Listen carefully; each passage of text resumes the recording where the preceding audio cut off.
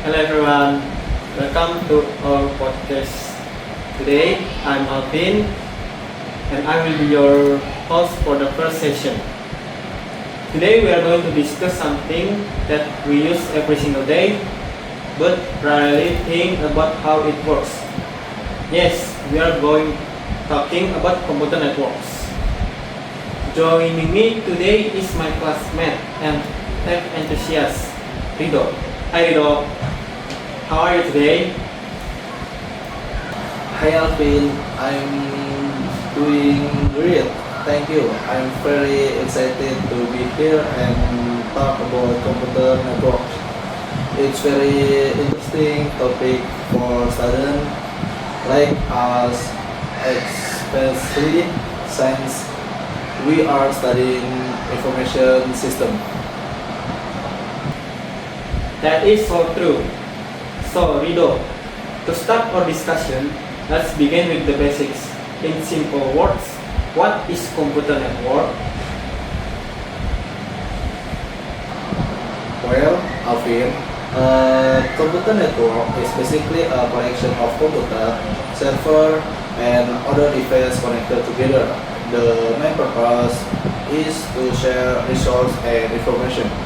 For example, when you send a link from your computer to my laptop or when multiple computers use the same printer in an office, that is a computer network in action. I see. So it is all about connection and sharing resource. But I know that networks are not all the same. Can you explain the different types of computer network that exist? Yes, of course. There are several types based on their size and geographical area. The most common ones are LAN, MAN, and WAN. LAN stands for local area network. It connects device in a small area like a single room, a house, or our campus building. Then we have MAN or metropolitan area network which connects a large area like a whole city and family, or WAN or wide area network which connect device across countries or even continents. The big example of the one in the internet itself. Wow, that is very clear explanation. So, LAN is for small space and WAN is for global connection. Now, dynamically speaking, how do these devices actually talk to each other? Is there a rule they have to follow? Actually, in computer networks, we call it rules protocols. The most important protocol is TCP or IP. You can think of the protocol like a language in my computer specs, English, and your computer specs, Japanese. They can communication. So network protocol ensure that all devices speak in the same language of data can be sent the reverse correctly without error. That makes perfect sense. Without protocol, there would be total chaos.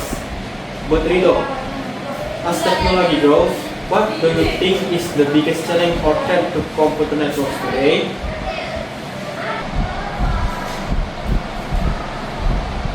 I think the big challenge right now is network security because everything I connect, cyber criminal can actually try to steal data or disrupt service. Hacker can attack business network or government networks. That is why network administration must use firewall, a certain and strong password to protect the network security. Is a continuous challenge because technology changes so fast. I agree with you. Security is definitely tricky time. Well, Rido, thank you so much for sharing your knowledge about computer networks today. It has been a very educational conversation.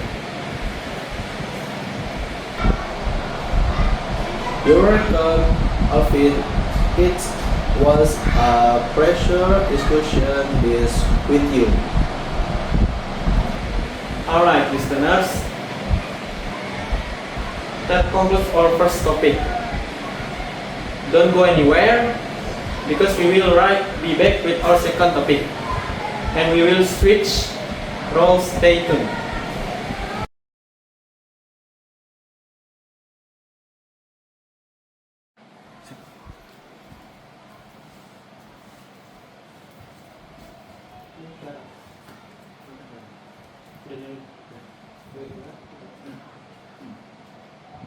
To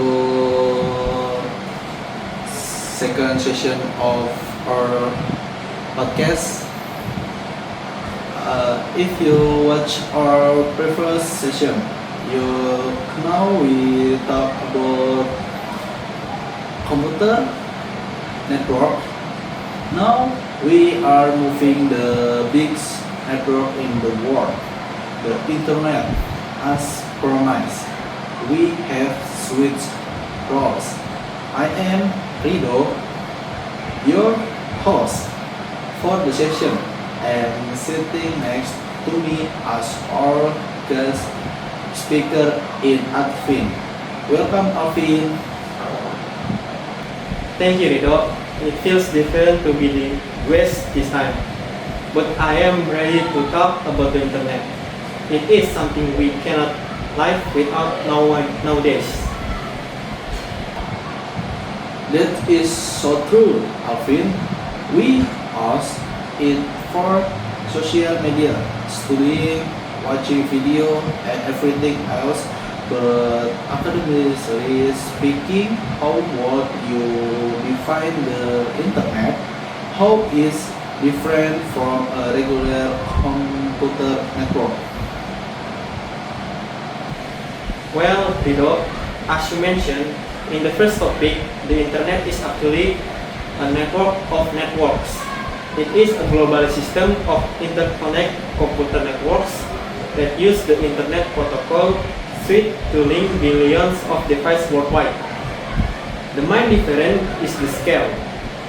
A regular network might connect a few computers in one office, but the internet connects millions of networks from public, private, academic, business, and government sector. That is massive. It really connects the whole world. Now let's look back a little bit. The internet did not just appear out of nowhere. Can you tell us brief how it started? Sure, the internet started back in the late 1960 as a project by the United States Department of Defense. It was called ARPANET. At first, it was just used by military scientists and universities to share research data. Later, in the 1980, more academic institutions joined. But the big revolution happened in the early 1990 when Tim Berners-Lee invented the World Wide Web, or WWW. That was the moment the internet became friendly and accessible to the public, leading to the digital world we see today. Tim Berners-Lee and the World Wide Web. That's web eventually again charts. Since then, the internet the chance human life completely.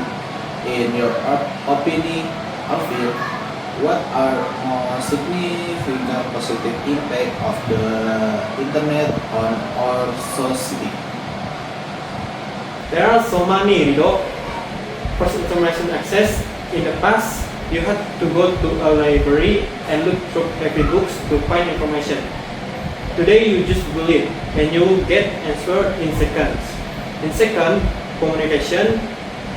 You can talk to anyone around the world instantly via video call or email. And third, education and economy. You can learn online through platforms like Coursera or YouTube. And business can sell products globally through e-commerce.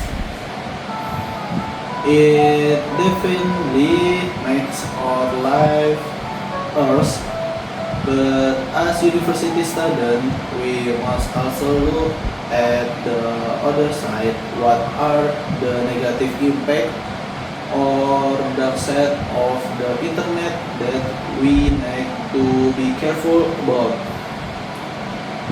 That is a very critical question. The internet has many negative sides if we do not use it wisely. One major issue is the spread of fake news or hoaxes, which can divide society.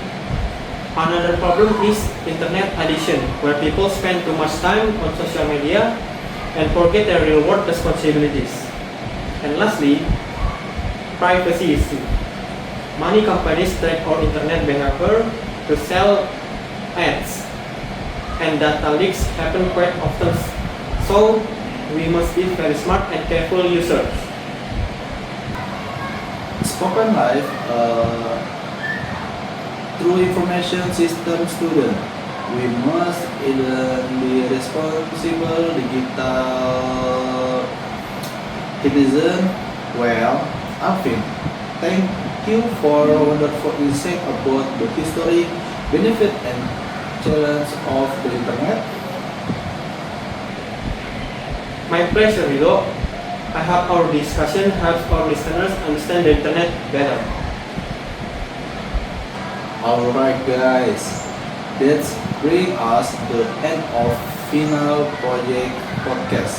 We hope you enjoy our podcast discussion on computer network and internet. Don't force the study hard and use the internet research.